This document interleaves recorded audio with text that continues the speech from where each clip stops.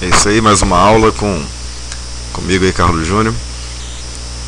Vamos tentar dar uma dica aqui sobre concurso focando em normalização, tá bom? É um assunto que tem caído bastante ultimamente e muita gente tem muita dúvida em relação a isso, tem caído sobre os macetes que eu posso dar aqui, tem caído é um assunto complexo, é um assunto difícil, tem caído para segundo grau técnico inclusive, mas acho que vale super a pena aqui dar uma assistida nas dicas, tá bom? Vamos lá, vamos começar, gente. Uma introduçãozinha, vou dar uma lida aqui com vocês, ó. Assim como em uma operação matemática simples, é possível verificar o resultado realizando a operação inversa ou prova real. Eu boto o exemplo aqui do 6, né? Eu vou subtraindo 6 do 4 e obtenho o resultado 2. Eu consigo confirmar, ou seja, eu vejo que está correta essa operação de subtração fazendo a operação inversa, né? Fazendo a operação de adição. Eu vou lá e somo, né? Adiciono 4 mais 2 e obtenho o 6, que era o valor inicial da operação anterior. Aí eu continuo aqui. É possível também verificar a consistência de uma arquitetura ou esquema de banco de dados através de sua operação formal, denominada normalização. Ok? Vamos dar uma analisada nesse texto aqui da seguinte forma. Primeiro, eu fiz uma comparação matemática, não foi à toa.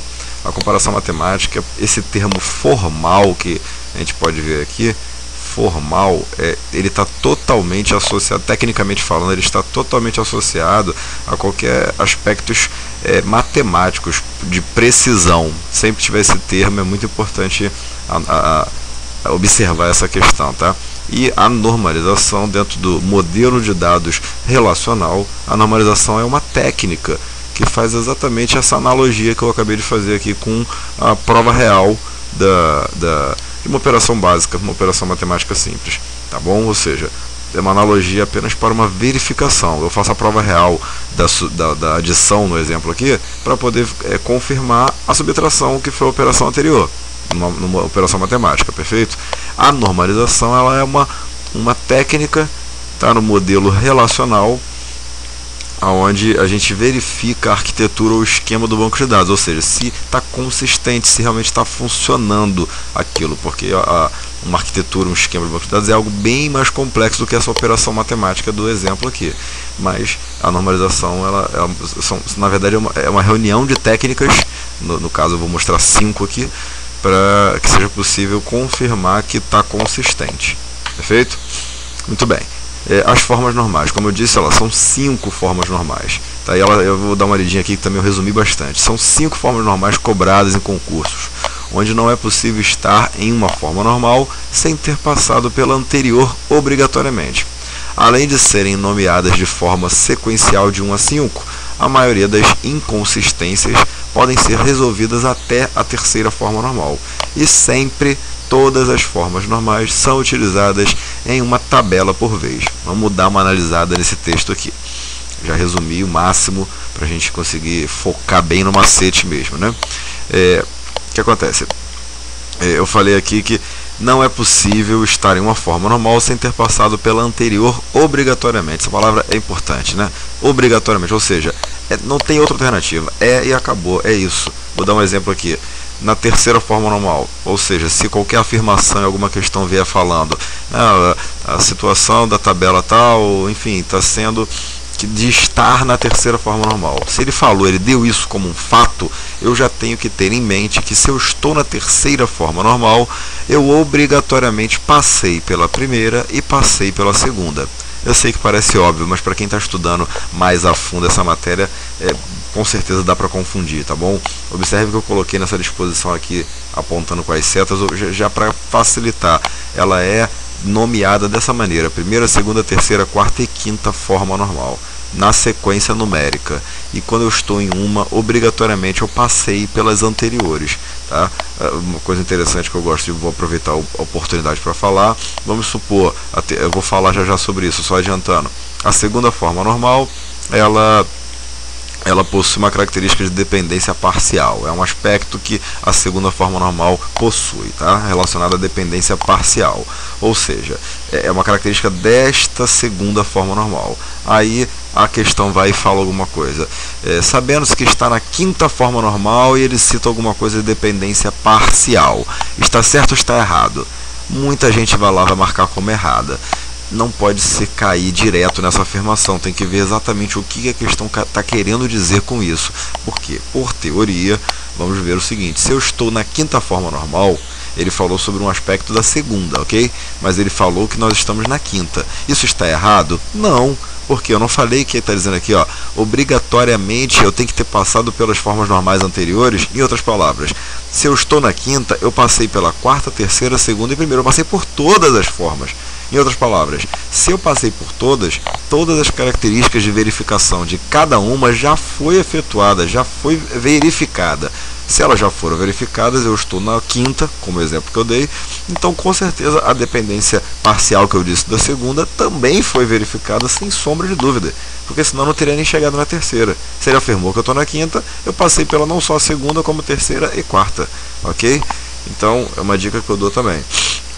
Outra coisa que eu disse aqui nesse mesmo texto, sempre, ó, já é importante essas duas palavras, sempre e todas, né? Então eu botei proposital, sempre todas as formas normais são utilizadas em uma tabela por vez. Em outras palavras, se houver a necessidade de se ir até a quinta forma normal e o sistema que está sendo analisado na prática tiverem 50 tabelas, nós vamos analisar 5 formas normais para cada tabela. 50 vezes nós vamos analisar.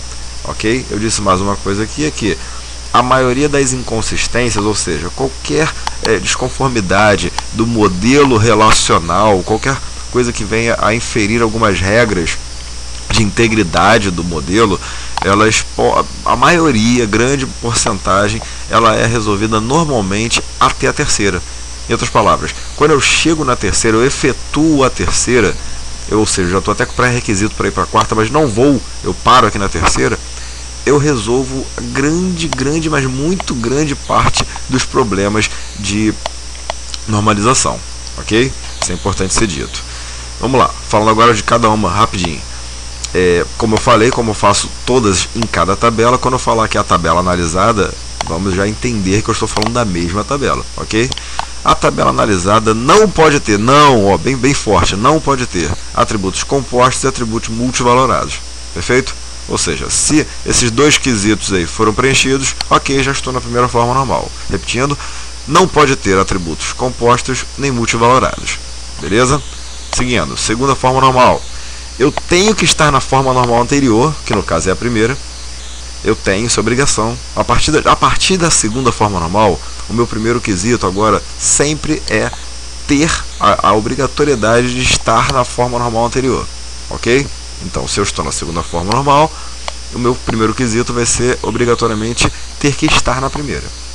O segundo aqui, que é o mais difícil, não ter dependência parcial. Ela está diretamente ligada ao conceito de chave estrangeira, ok? Mas vamos gravar o que está mais escrito no livro mais diretamente, que hoje o foco aqui é macete, tá bom? Então, ó, falei da segunda forma normal, eu tenho que estar na primeira e não posso ter dependência parcial, beleza? Vamos lá, terceira forma normal, ainda analisando a mesma tabela.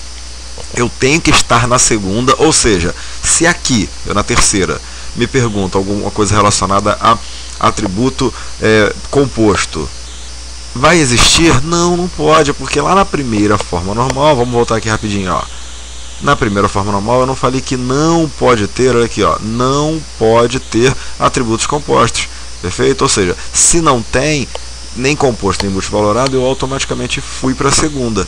Eu vim aqui, verifiquei, se eu já estou na primeira, ó, tô na primeira, ó, preenchi o primeiro quesito. Não tem dependência parcial? Não tenho. Ótimo, então já vou para a terceira.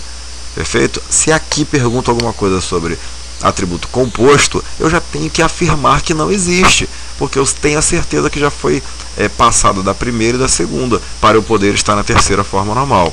ok? Não vamos confundir isso, hein? Macete, dica que eu dou aí. E ainda na terceira eu digo que tem que estar na segunda e não ter dependência transitiva. Não posso ter dependência transitiva.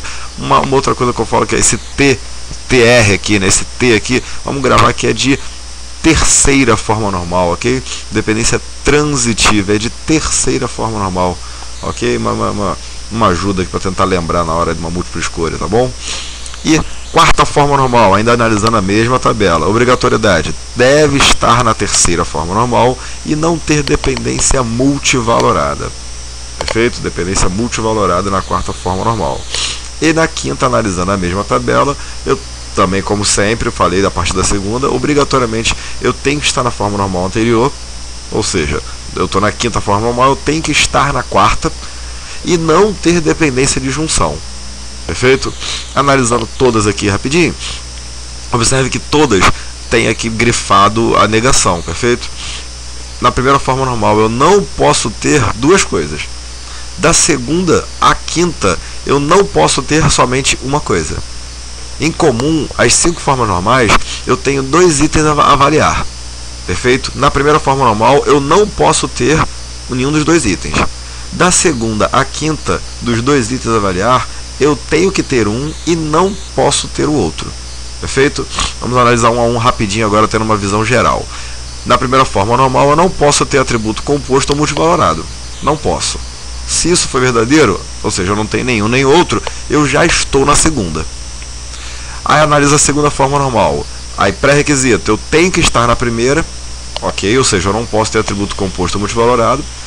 E não posso ter dependência parcial. Analisei, estou na primeira e não tem dependência parcial, eu já estou na segunda forma normal. Que já é pré-requisito o quê? Da terceira. Vamos para a terceira. Na terceira eu tenho que estar na segunda e não ter dependência transitiva. Olha aí, T de terceira, dependência transitiva. Beleza? Quarta forma normal, mesma coisa, não posso estar. Eu tenho que estar na forma normal anterior, que é a terceira. Eu tenho que estar, obrigatoriedade, e não ter dependência multivalorada. Não posso ter dependência multivalorada. Perfeito? Quinta forma normal, como segue a regra, tem que estar na forma normal anterior, que no caso é a quarta forma normal, e a negação, não ter dependência de junção. Beleza? Aqui eu botei um apanhado, um resumo das 5 formas normais que nós analisamos anteriormente. Beleza? Mas agora vem o pulo do gato. O pulo do gato, presta bastante atenção. Vamos gravar essa frase. É uma pergunta e uma resposta. O macete é o seguinte: como passar? A resposta: trabalhando muito junto. Gravando mais uma vez. Como passar?